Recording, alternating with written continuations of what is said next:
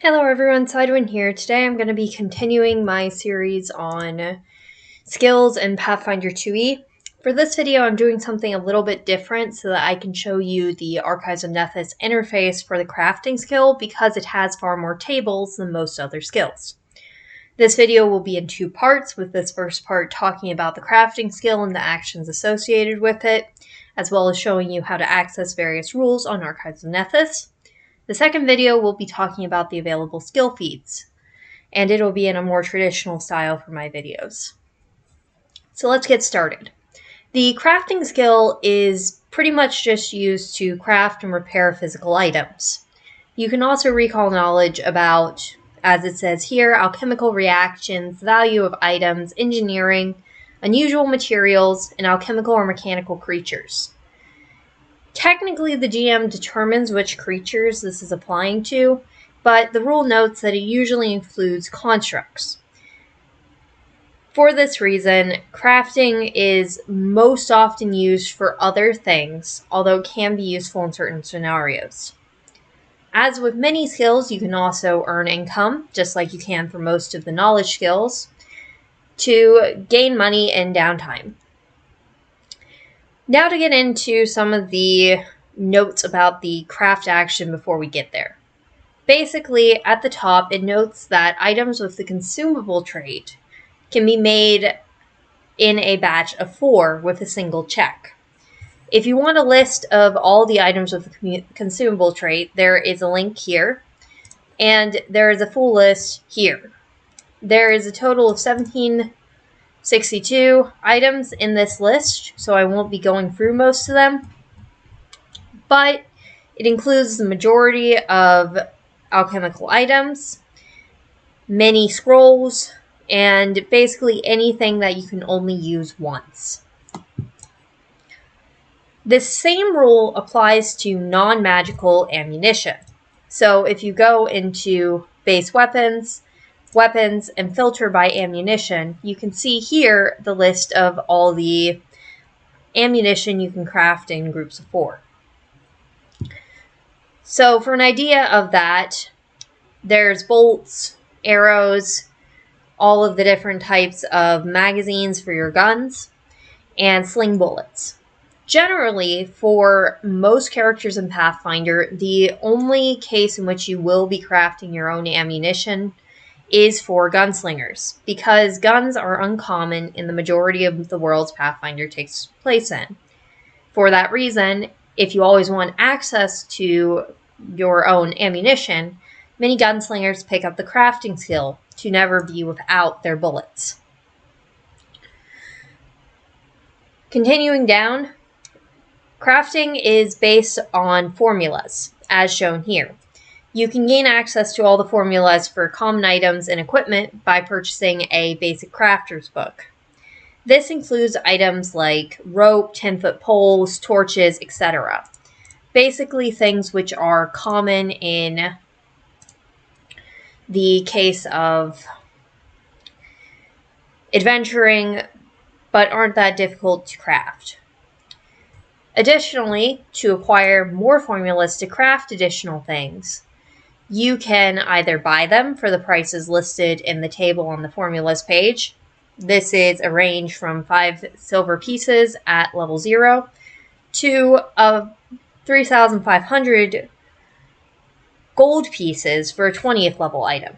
Most of the items you will be crafting are on the lower end of the scale, however.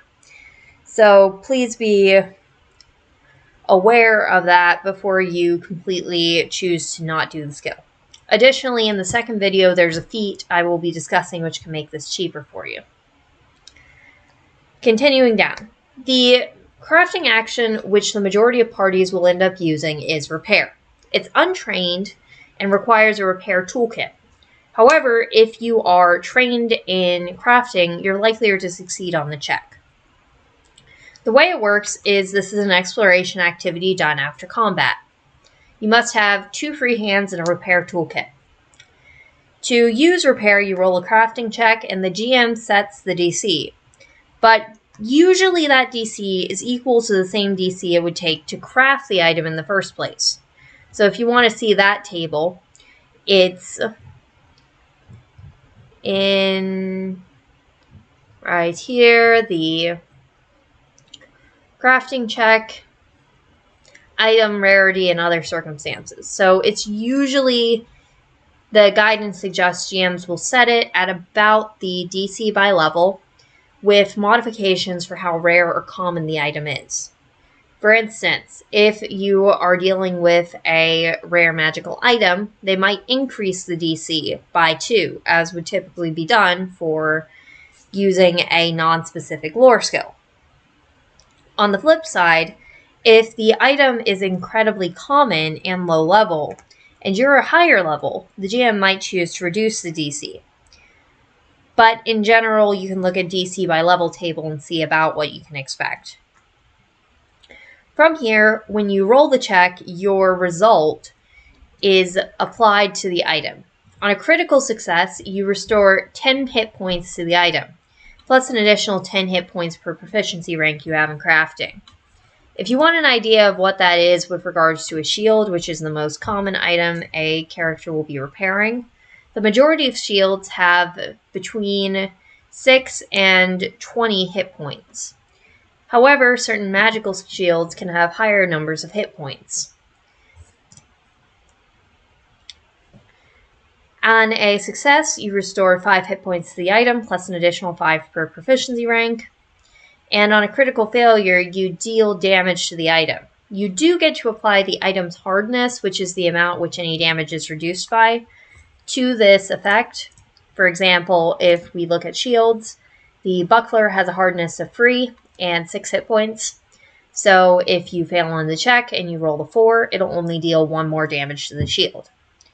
However, if the shield's already damaged, it can break the item, which kind of defeats the purpose of a repair. Thus, being trained in crafting so that you have a lower chance of a critical failure, basically so you can apply your proficiency bonus to the action, will decrease the chances of ruining your stuff.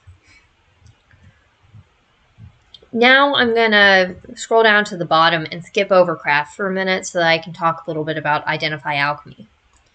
Basically, if you have an alchemist toolkit, you can examine an alchemical item and try to identify what the item is. On a success or critical success, you identify the item and identify how it is used. On a failure, you fail to identify it, but you can try again. On a critical failure, you misidentify the item. As a note, to identify magical items with crafting, you do have to take a feat, unless it's that alchemical item. So if you find a strange potion in the dungeon and you're trained in crafting and have your alchemist toolkit, you can tell what potion you just picked up. Many GMs will also give notes that would possibly make it so that you don't need this skill action to determine what the item is. For example, the D&D 3.5 Dungeon Master's Guide recommended that, for example, you could make all healing potions smell like almonds. And that would let players identify it without using checks. However, some GMs might not take this action, so you should be aware of that as you're going through different dungeons. Now scrolling up. The meat of the crafting skill is the craft action. It's a downtime action, meaning that you can't do this during adventures. To make certain items, you need specific feats in the crafting skill, such as alchemical crafting for the alchemical items, and magical crafting for magical items. There's a couple of requirements needed to craft an item. First, it must be your level or lower. So if you're a 5th level character, you can craft up to 5th level items. Certain feats can slightly alter this number, but in general, it holds true all the way to level 20. Second, the item must be common, or you must otherwise have access to the formula for it. So if you're wanting to craft, say, a 10-foot pole, it's common and you can just do it. But if you're trying to craft something more complicated, for instance, a infinite torch, which might be marked uncommon, you must have a formula to do so. The next requirement is that you must have an appropriate set of tools and, in many cases, a workshop. You can't forge a metal shield without a smithy. You can't create a delicate piece of jewelry without a jewelry making set, and you can't make alchemical items without having the materials to make it. The final requirement for the crafting skill is you must supply raw materials worth at least half the item's price. So if you're making a healing potion and the GM decided that you have a list of ingredients, you must fill at least half of the amount with half of the price of the item with it. So if you have a lot of time, this can give you a 50% discount on crafting if you succeed on the checks.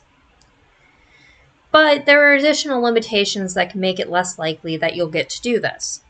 For instance, you must attempt a crafting check after setting up for 2 days. This amount of time is reduced to just 1 day if you have the item's formula. However, if you do not have the item's formula, you must spend the full 2 days. There are feats which can modify this. As I've said before, the DM determines the DC. The way that the crafting check works is basically on a critical success, you can spend additional days crafting to reduce the amount of materials needed to complete the item based on your level +1 and your proficiency rank in crafting. So basically, it lets you act like you're 1 level higher in terms of reducing the cost of what you're making. A success just lets you reduce the amount by your level in proficiency. I'll show the table in a minute. On a failure for a crafting check, you salvage the raw materials, but you still spent the time. You must start over to be able to try again to craft the item. In some cases, the GM might require you to spend the 2 days' work setting up again. On a critical failure, you lose 10% of the raw materials. Thus, to be able to try again, you must repurchase the 10% of materials which was destroyed. So now, scrolling down. This table is the income earned table. The way that income earned usually works is you can spend downtime to basically just earn money by using your skills.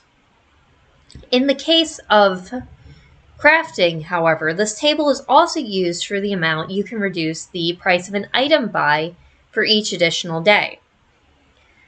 For example, if you're level 1 and are crafting an item, for each additional day you spend crafting the item, you can put in 2 less silver pieces of material. So if you have a lot of time but not a lot of money, this can be a way to farther save on costs. However, exploitation of this mechanic is usually not appreciated by GMs. And most games have some form of time pressure which prevents too much usage of this technique. The point at which saving money on items can become rather important is mostly for the case of where you're really close to having all the materials you need, but you're just below the required number. For instance, if you're legendary at crafting and level, let's say, 8, you can spend an additional day to need to... So if you're legendary, you can get that for the first time at level... According to this table, you first gain a benefit at level 16. Yeah, I went sidetracked there for a minute. You can gain 40 gold pieces in crafting material by just spending that additional day. And if the item you're making costs a lot, like if it costs, say, 200 gold pieces, being able to save 40 gold pieces could be important if you want to spend the rest of your money on something else. The last couple of notes here are mostly just repetition of what I've said before. Formulas are, as said before, mainly used to reduce crafting time. However, you can only craft uncommon and rare items if you have their formula. I'll talk about in the next video some ways, aside from just buying them, that you can do to be able to craft these items. Otherwise, that's really all there is to using the crafting skill in Pathfinder 2e. If you have any questions, feel free to ask in the comments. Thank you for watching. I hope this was helpful in understanding how you can use the crafting skill to create the items you need in Pathfinder 2e.